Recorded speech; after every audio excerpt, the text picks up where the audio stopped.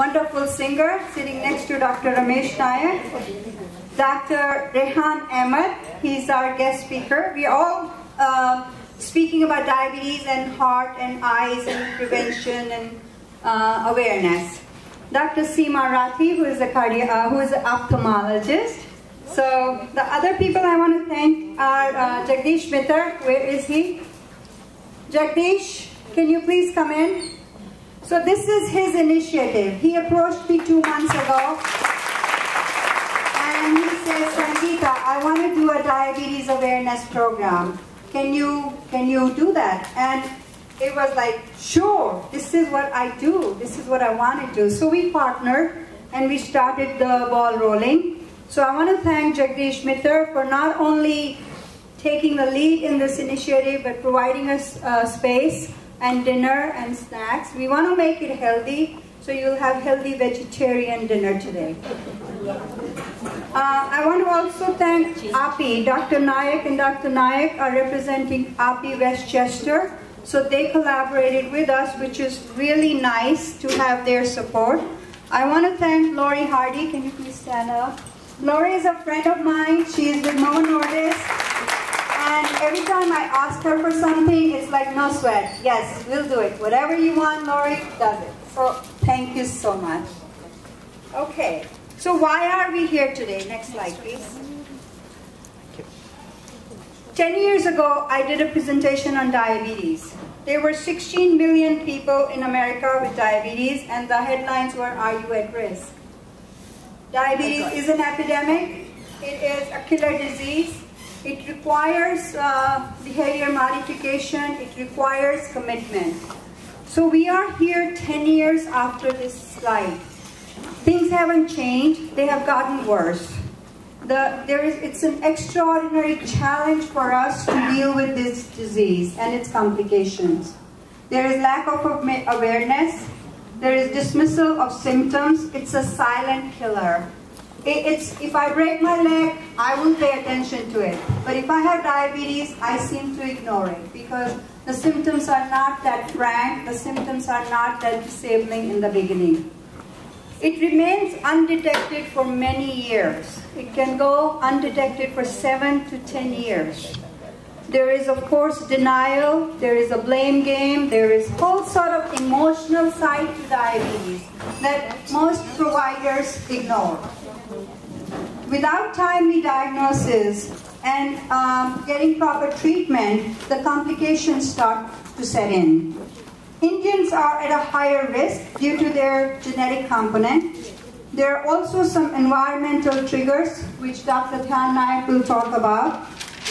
So, we arranged this program just for Indian population. Next slide, please, Lori.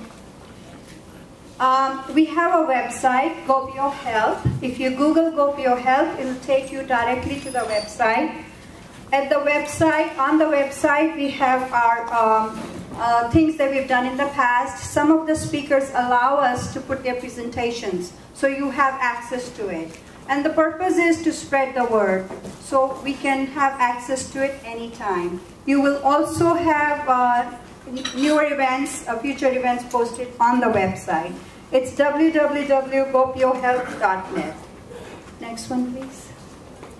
I won't be speaking for too long. I'll just briefly go over some basic things. The message we want to spread is promote awareness about this disease.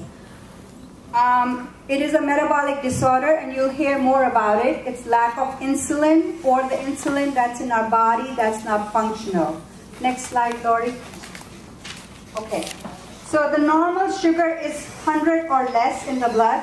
If the blood sugars are between 100 to 126, the term is pre-diabetes. If most blood sugars fasting are over 126, the term is diabetes. Next one, please, Lori. How do we recognize, how do we know we have diabetes? By blood work, by blood tests. So every time you do a physical, you ask your doctor to tell you how your blood sugar is, keep a track on where it's going. It won't, unless it's stress level or huge traumatic experience, it is a slow process. What we're going to talk about today mostly will be type 2. because that's the that used to be called adult onset diabetes. Can you go to the next slide, Laura, please? So, type 1, type 2, and gestational are the 3 common diabetic patients we see. Type 1 is autoimmune disorder. Body does not make any insulin. Insulin is vital for survival. So you need insulin shots. Type 2, which is 90 to 95% of the patients, it used to be called, as I said, adult onset. Now we're finding it in children due to lack of exercise and obesity. It is the diabetes that's a common form, usually in adults over 45. Gestational, it's the diabetes that we see in young women who are having children. It usually goes away after they have children, and if they don't control it, there are problems associated with it, including large babies and several other issues. Next one, please. Who is at risk? So, we all are at risk. Trust me. If I read the list, I'm sorry for this interruption. We didn't anticipate this many people, but it's great. So, it is a very personal issue to me. My family, my mom has diabetes. My grandma had diabetes. So it's not if I will have diabetes, it's a matter of when I will have diabetes. Because of being an Indian, having strong family history. So these are the risks. Family history of diabetes, if anybody, your mom, dad, brother, sister has it. If you are 45 or older, if you have pre-diabetes, if you are overweight, if you're a woman and had gestational diabetes or 9 pounds over baby, polycystic ovary syndrome, if you have history of insulin resistance, if you have blood vessel problems, if you have high blood pressure, if you're not getting enough physical activity, if you have lipid abnormalities, you have low happy density HDL, the high density lipoprotein, which we call good guy, happy cholesterol. And if you have elevated cholesterol level, or if you have high triglycerides, which is a component, fatty component in our blood, or if you have thyroid issue, or if you are Indian, or if you have stress, or if you don't sleep at least 5 hours a day. Anybody in this room proudly can say you have no risk factor? I can. I mean, if I have like more than 3 or 4 right there. So, what it really means is that we have to watch the modifiable risk factors. What I'm born with, I cannot change.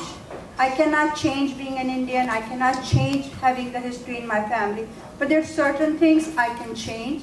I can change how I eat. I can up my exercise. I can modify my lifestyle. So those are the things I can work on. Most experts believe, and you'll hear from the experts directly, that U.S. risk assessments underestimate the risk for Indians. The waist circumference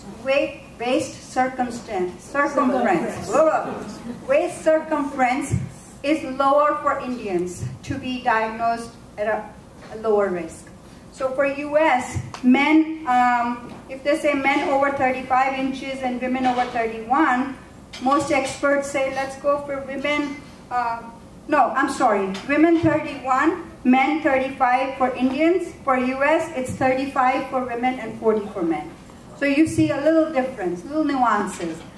The parameters have to be more strict for Indian people to diagnose the risk factors. So one more slide, and then I'm going to open the floor, invite the next speaker. Yes, so in US, 1 in 12 people suffer from diabetes. Indians in India, 1 in 7.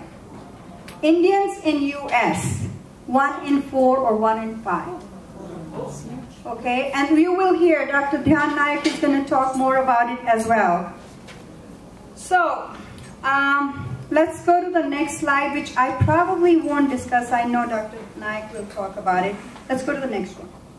So why do we worry about it? And I don't want to make it a downer that diabetes is the end of the world. It is not. It is something that we can live with. It's something that is treatable, something that we can happily enjoy life to the fullest. if we intervene and we control it. It's only uncontrolled diabetes that leads to heart attack, stroke, disability, premature death, blindness, renal disease. It's the 7th leading cause of death only if it's left uncontrolled.